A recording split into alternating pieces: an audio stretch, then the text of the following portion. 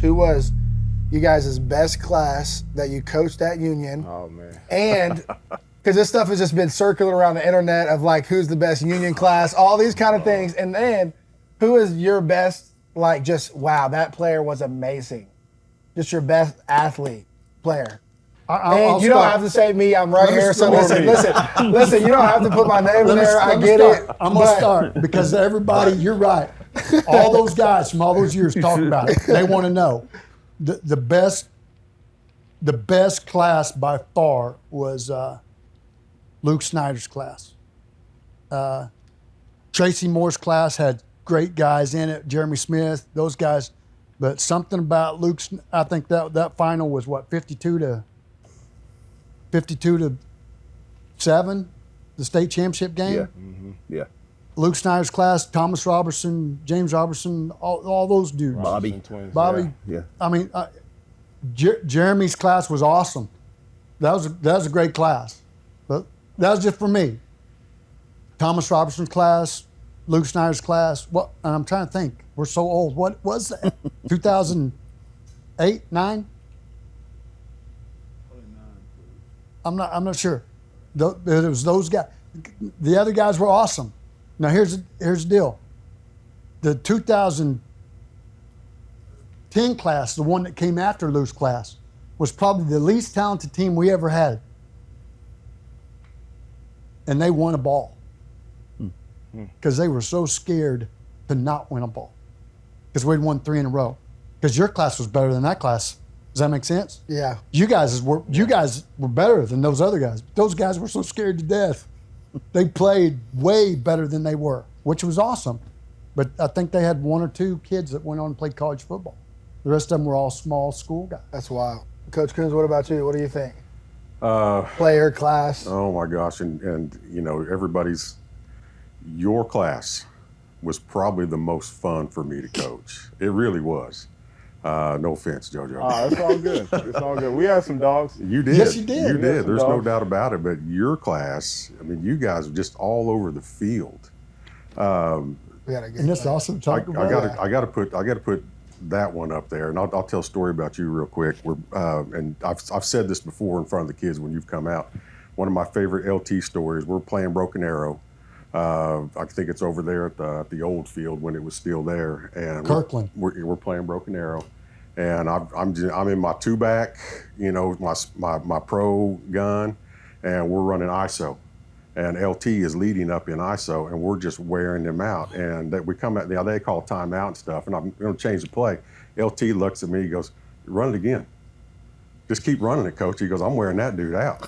And sure enough, I'm like, okay, here we go. We just ran it right down the field about 7 or 8 yards every single time. And that kid, you go watch on film, and that kid, after probably the 6th or 7th time of trying to come up and just, you know, train wreck at the line of scrimmage, he wanted no more of it. He's waiting 4 yards deep for LT to come wipe on him. It was awesome. So we probably ran ISO 25 times that game. And I was like, "You good?" He goes, "No, keep doing it." Okay. But your class, and then I can't remember what class it was with Boone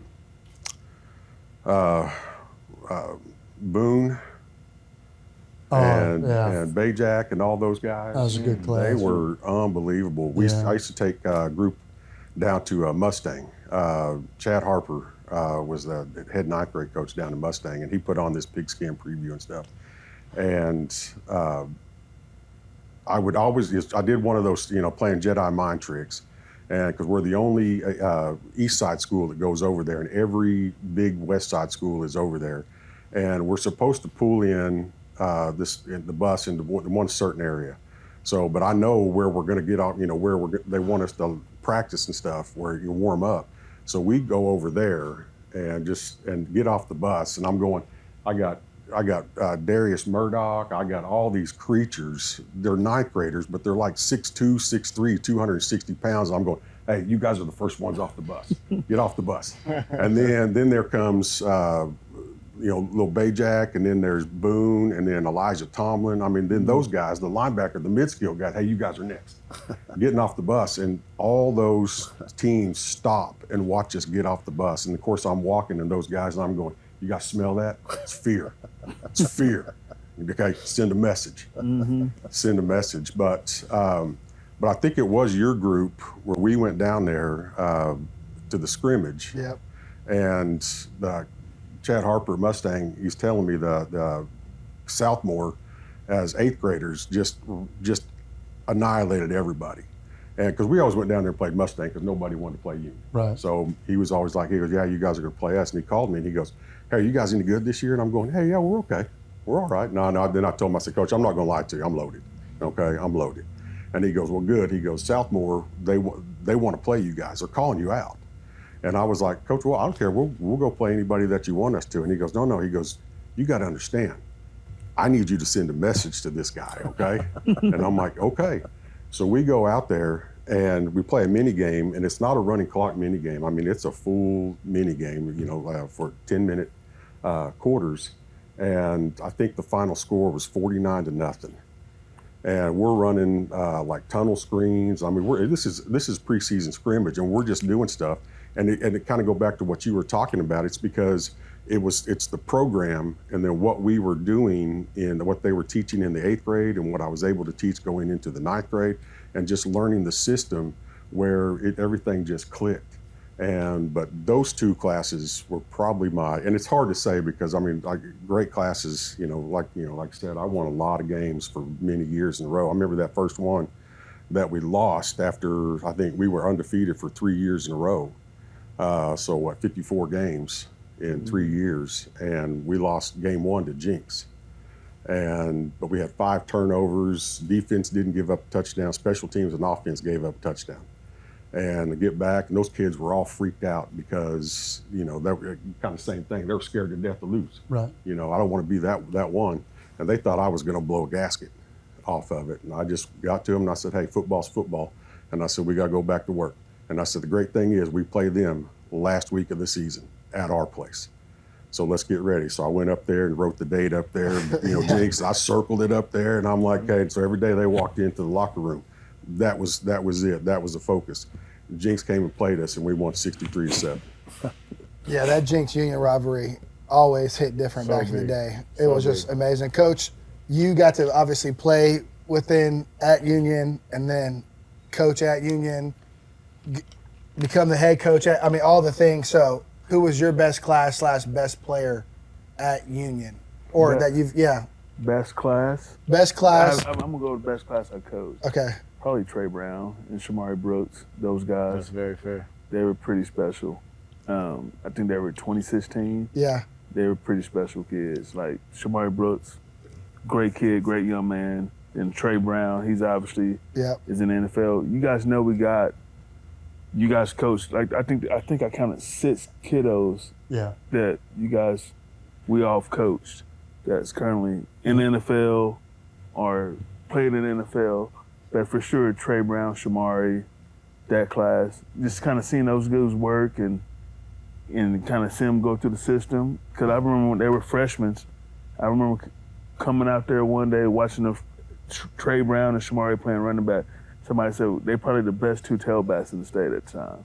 And I was like, whatever. But I was like, golly, seeing them dudes play the ball, it was unbelievable. Yeah, those dudes are different. They played ball growing up. I mean, they played under Vale too. The same person came up in the same system that we came up with. So that East Tulsa Trojan was crazy. Yeah. And then followed by Terrell and all those kids. But for sure, it was for sure that group of kids. Yeah, they were pretty fun. What about you, Coach Neal? I'm gonna be the chicken of the bunch. I'm going to be the chicken of the bunch, and not that. And I want to say that because my old man brain probably can't even call out the right class and the right Tim. But I remember, specific kids. I'm asked about, what was it like to coach a kid that plays in the pros right now, right? Right. And I tell them, well, heck, I didn't coach him. The key is don't coach him. Just put them where they're supposed to be. Then you just say, Tre, go lock him up. 15 out there, go take care of him. We'll worry about everything else, right? And whatever you do, the DB coach at the time, it may have been me, but whatever you do, don't coach him.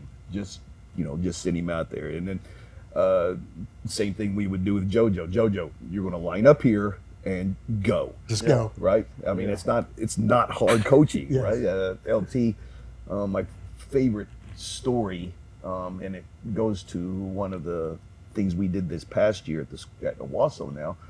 We were playing a team this year that made us a little nervous with a pin and pull, right? So they're running this pin and pull, getting the tie to the on the tight end side, or these days the H-back side, they're going to run a pin and pull to that side, right? Well, when I was at Union and you played outside linebacker at Union, we played a specific team that was what they wanted to do into the boundary over and over and over again, right? So I was telling the kids at Owasso this year, this is how we used to deal with it when I coached at Union, is we took a guy named LT, and they looked at me like, what? That the Hitman? So we took LT and put him straight over the top of the tight end when they put the tight end into the boundary and said, go. And LT, the first time they tried that, LT took this poor tight end and 6 to 7 yards deep. He didn't care where the ball was, right? But he took him and planted him deep in the ground at about 6 to 7 yards, and they didn't run the play again for the rest of the night. Do you have a clue? Who was it? Do you know who it was? Mustang coach? We'll I don't know. It don't matter. We'll continue on. We'll continue on. Yeah. I was just curious to see if you was getting old or not. No, I am getting old. I mean, I got old because a player called me at Coach Neal's house. He FaceTimes me and was like, hey, and Coach Neal's over his shoulders, like, I heard you broke the record for the most loaves and something like that. I'm like, man, what the heck, dude? Like, just enjoy dinner, dude. How about you just let me live my life? I was a loafer out there, but you got another question, Joe? I love it. It just shows that there's intention and purpose in everything that y'all do, just with all the stories that you're saying. You guys have left such a big impact on so many classes, so many players that went on to do great things. I'm surprised when y'all didn't mention Kobe, but I thought he was going to. But anyway. That's what I got to go back. I can't do it. Editors, I got to be like Coach Neal. There's There's too many. No, there's so many dudes that are just dogs, man. We got Kyle Crutchmer, Blaze Walser, Jeffney, Cole. Yeah, I mean, they're just dudes. JT. Yeah. How about the story on Crutchmer? We're getting ready to play for a state championship game, and he storms off the practice field. I remember that, 4 years in a row. 3 years in a row. Hey, come back. We need you. How do you handle that stuff? Yeah.